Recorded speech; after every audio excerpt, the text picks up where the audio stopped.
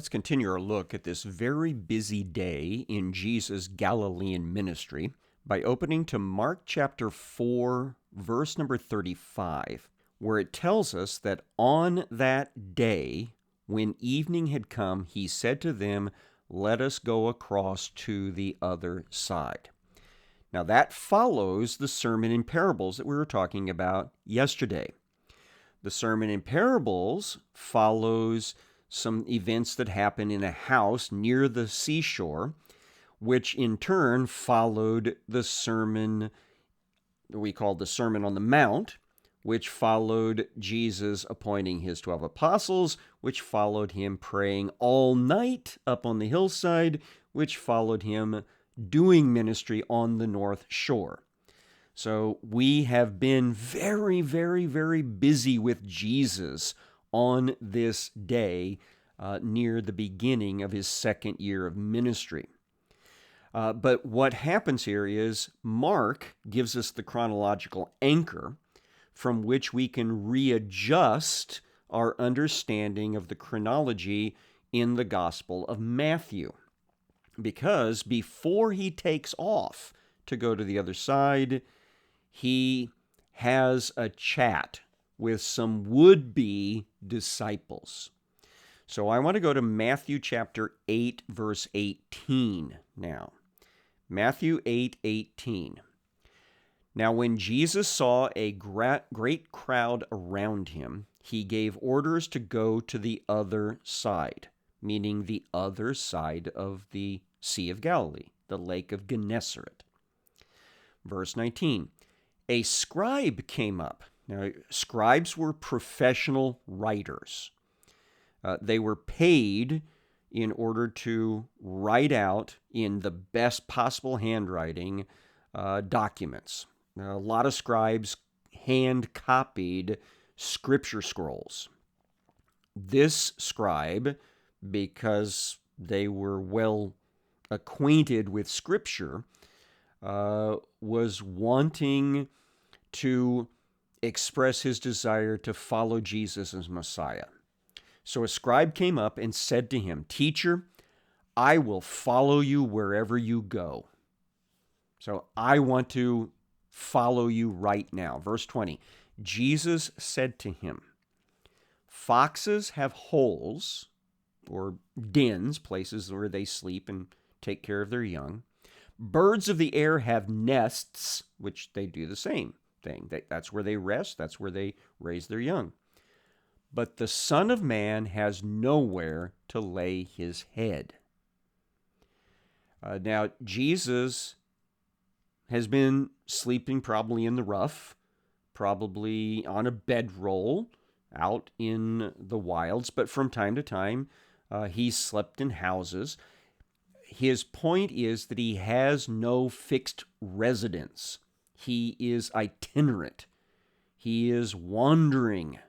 And so this guy should understand, if he's going to follow Jesus at this moment, he needs to be ready to go on the move. Verse 21, another of his disciples said to him, and so what we find out here is this one guy's conversation with Jesus about potentially becoming a follower then gives the writer, Matthew, a chance to talk about some other people that had offered to be followers of Jesus, but seemed to have some things that were holding them back at this point. Luke tells these stories in Luke chapter number 9. So let's look at potential disciple number 2. Another disciple said to him, "Lord, let me first go and bury my father." And Jesus said to him, "Follow me, leave the dead to bury their own dead." Now, some people feel that that's really cold-hearted of Jesus. Why won't he let the man go to his dad's funeral? That is not what's happening here. The Jewish procedure was you buried your dead relative the same day they died. So if this man's dad had actually died, he would be at the funeral right now, not with Jesus. So that's not what's being talked about here. He is actually saying, I want to follow you, but I need to wait until my dad has passed from the scene, which could be weeks, months, years even. And so Jesus' response to him is, you need to just follow me, and you let the spiritually dead take care of burying the physical dead. All right, so what do we learn from these two passages? I don't think we should over-apply them to our own circumstances, because the first guy was actually being told by Jesus, when you follow me, you're not going to have a regular place to sleep. That's not always the case nowadays. Some missionaries, some itinerant evangelists and people like that do continually move around. But most of us who are Christians, we stay in the same place. And so that's not always the case, that we have to be ready to be on the run all the time. But the other guy, he does illustrate something that we can learn from, and that is sometimes we want to put off getting serious about our relationship with Jesus Christ. And Jesus' response to that is, no, if you're going to make the choice, you need to make it now. Later in the book of Hebrews, we'll see this application of today is the day of salvation. Now, right now, is the time to make your decision. And so we need to encourage people that might express some sort of, I need to do a few more things the way I want to do them, and then I'll be willing to become a follower of Jesus. We need them to understand, no, if you're serious about becoming a follower of Jesus, you need to start now, ASAP, and let him help you decide how to do the rest of your life.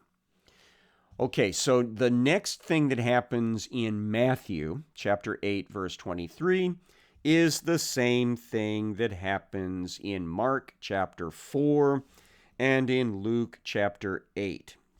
And that is the calming of the storm on the sea. So Matthew 8:23, when he got into the boat, his disciples followed him. The Mark passage puts it this way, 4:36, it says, leaving the crowd, they took him with them in the boat just as he was, and other boats were with them, or with him. So basically, once he's finished with the day of preaching from the boat, he pretty much says, let's go. We need to go to the other side, which is not all that far. The place that they will end up landing, based on where I think they started out, is only about 5 or 6 miles across the sea. And so something happens, though. It says, behold, I'm back in the Matthew passage, sorry. Matthew 8:24. Behold, there arose a great storm on the sea, so that the boat was being swamped by the waves, but he was asleep. So they are making the crossing when a storm rolls down, probably out of the Golan. And these storms are bad. And it's pretty windy out on the Sea of Galilee as it is. But if you've got one of these storms that rolls off of the high country to the east and northeast of the Sea of Galilee, it churns up the sea big time. And it will swamp any of these boats that the fishermen used. And so they did not like to be caught in one of these flash storms. And this one apparently is really, really bad. Now, Jesus is so exhausted, and we shouldn't be surprised by that. He has not slept for probably 36 hours or more. And so he is totally zonked. He is all the way out in the stern of the boat when this storm hits. And the waves are lapping up over the edges of the boat and filling the bottom of it so fast that they cannot bail it quickly enough. And so the threat level here is that if enough volume of water gets into the floor of the boat, it will lose its buoyancy and it will completely just sink into the depths of the Sea of Galilee. And so they, verse 25 says, they went and woke him, saying, "Save us, Lord, we're perishing." The other passage, Mark chapter 4, verse number 38 says, they woke him and said to him, "Teacher, don't you care that we're perishing?" And then over in Luke chapter 8, verse 24, they went and woke him, saying, "Master, Master, we're perishing." And so these guys are in a blind panic, which should tell you how bad this is, because at least 4 of them, possibly more, are professional fishermen. They work on this lake all the time.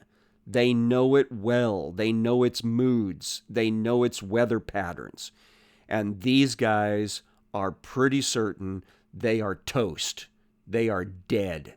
And they are asking Jesus to jump up and do a miracle.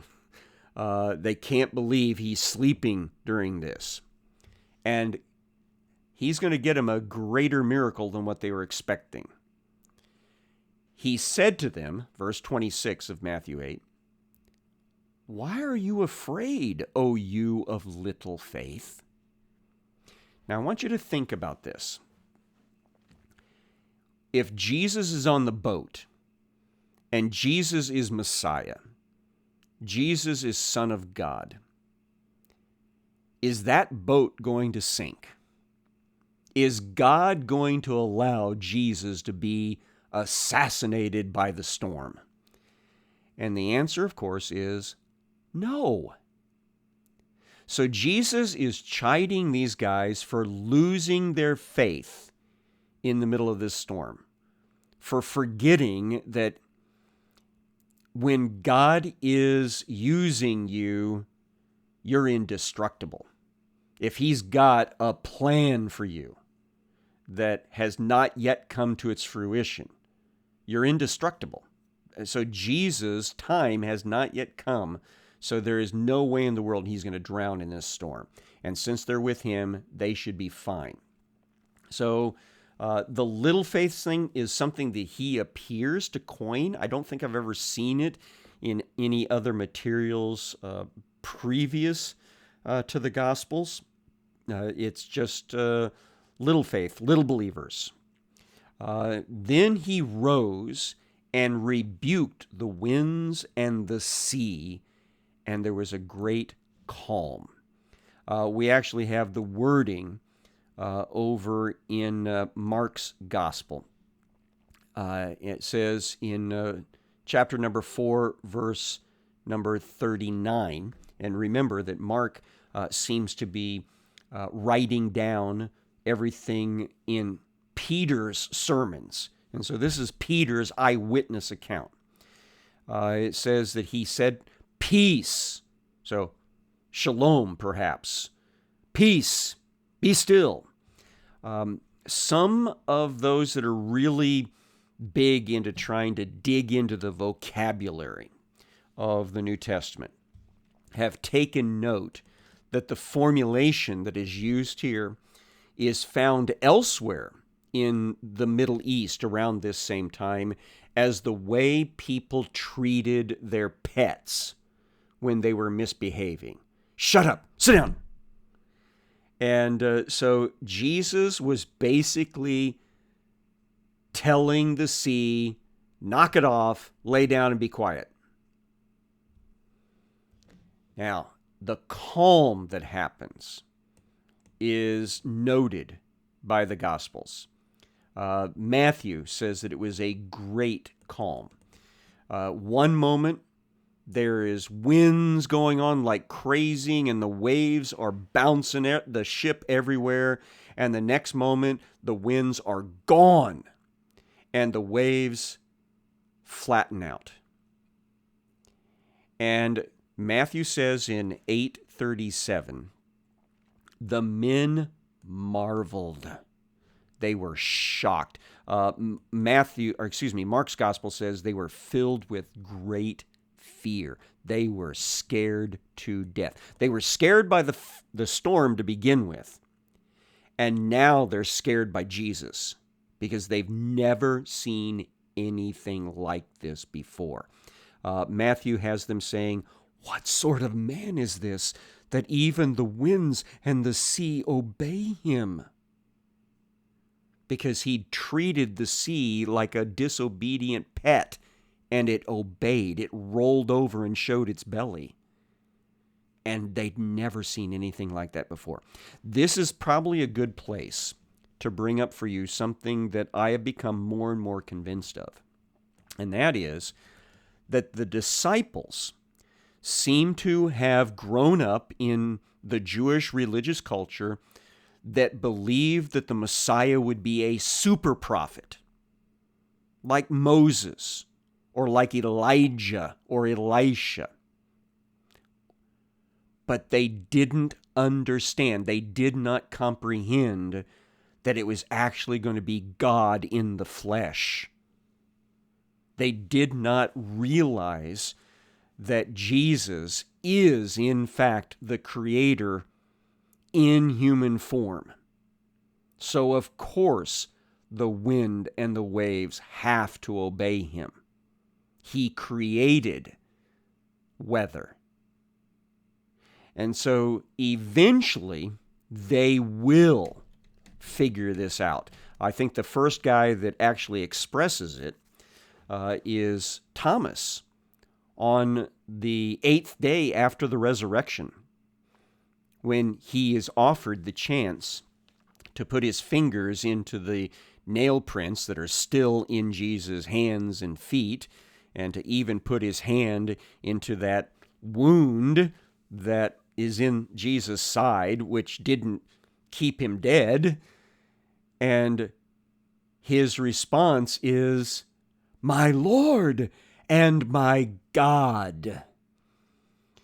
So at this point, these guys may just now start figuring out that Jesus is even more than just the super prophet they were looking to come. Matthew chapter 8, verse number 28. When he came to the other side, to the country of the Gadarenes. Now, this is a little bit confusing here, and I think it has something to do with the similarity of place names that scribes had to deal with over time. Matthew has Gadarenes. Mark chapter 5, verse 1, has Gerasenes. And the same thing is found in Luke chapter 8, 26. Now, Gadara, there is a Gadara that is one of the Decapolis cities, but it is not on the Sea of Galilee shore. It's off to the southeast, quite a few miles. So that can't be the one that we're talking about. And Gerasene doesn't have any specific places that we know historically, but there is a place called Kursi, which is very close in sounds to Gerson. And Kursi is located on the east shore of the Sea of Galilee, just a few miles south of the mouth of the Jordan Valley, or the Jordan River that flows into the north end of the Sea of Galilee. If you look at a map of the Sea of Galilee, there is like a bay area that's been filled in with sedimentation over the years on the northeast corner of the Sea of Galilee. If you're looking at modern day Sea of Galilee, you can see a road that goes around that little flat area. Well, Kersey is just about 1.5 miles, 2 miles south of that flat area. And that seems to be the town that we're talking about here, Kersey. It's, I think, spelled today Kour or Kursi, something of that nature. So you can look it up. So there was eventually a chapel built in the 4th century at Kersey that was associated with this event. Now, the event itself actually happens a little farther south of Kersey, where the slope of the hill country of the Golan dumps down at a steep angle into the Sea of Galilee. And there is a road cut that kind of disrupts a little bit of that slope, but it is a very steep gradient that goes down into the sea just south of the village of Kersey. And it's not a cliff, even though we might see cliffs used in some of our Bibles. It's actually a very steep slope. All right, so back to, I think, Matthew's gospel. No, let's go to Mark's gospel and use it. Mark chapter 5, verse 2. When Jesus had stepped out of the boat, so he gets out of the boat, not on a dock, but on the shore, because they're trying to avoid cities. They're trying to avoid towns. So they have come to shore on an area near the cemetery for Kersey. So when Jesus had stepped out of the boat, immediately there met him out of the tombs a man with an unclean spirit. Now, we've talked about demon possession. Demon possession, as we see it here in the Gospels, is actually the terminal relationship between a human being and a spirit being. It starts out voluntary on the part of the human, but over time, the human may want to get out of the relationship, and the demon becomes abusive and even makes the person hurt themselves or others and just causes all sorts of trouble. Basically, if I can't have you, nobody gets you. Nobody's going to like you. When I'm done with you, everybody will despise you. That sort of attitude. Now, Matthew actually tells us there are 2 people here at the tombs area in this situation. But we are going to focus on the senior member of those 2, the guy that's got the biggest problem, the guy that's apparently entered into many more relationships with demons. He must have really been involved in the occult. And so now he is in a mess. So here is a description of him. Verse 3. He lived among the tombs. No one could bind him anymore, not even with a chain, for he had often been bound with shackles and chains, but he wrenched the chains apart and he broke the shackles to pieces. No one had the strength to subdue him. So he'd apparently been very aggressive. People had tried to chain him up, but the demonic beings that have control of his endocrine system have pumped him full of adrenaline at those times and managed to break the chains off. And so they finally gave up trying to keep him chained.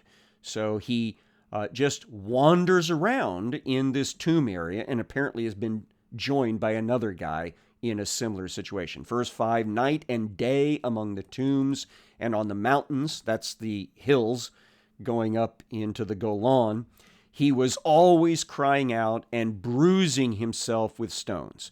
I'm going to suggest to you that that's probably the person reacting physically to this demonic abuse, trying to cut himself open to either let the demons out or maybe even end his own life.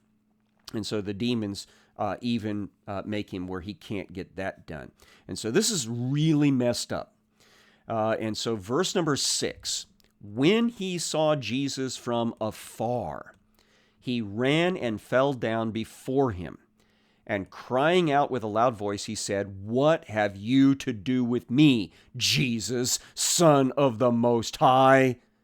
The Most High God, I adjure you by God, don't torment me."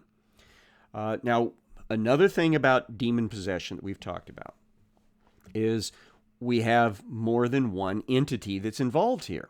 We've got the human person who still has some vestiges of free will.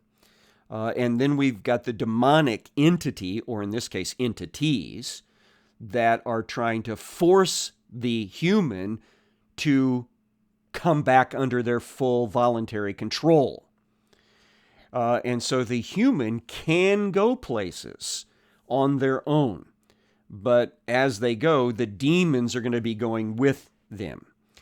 So I believe that the human spots Jesus coming to shore. The demons inside understand exactly who Jesus is.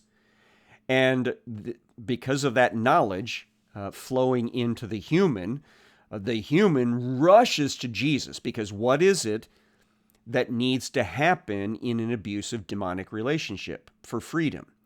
There needs to be an authoritative third party step in. And so I believe this human may have recognized at the panic of the demons, that guy down there at the shore is somebody that can help me. And so he runs down to him and falls down in front. Come back tomorrow and we'll continue this story.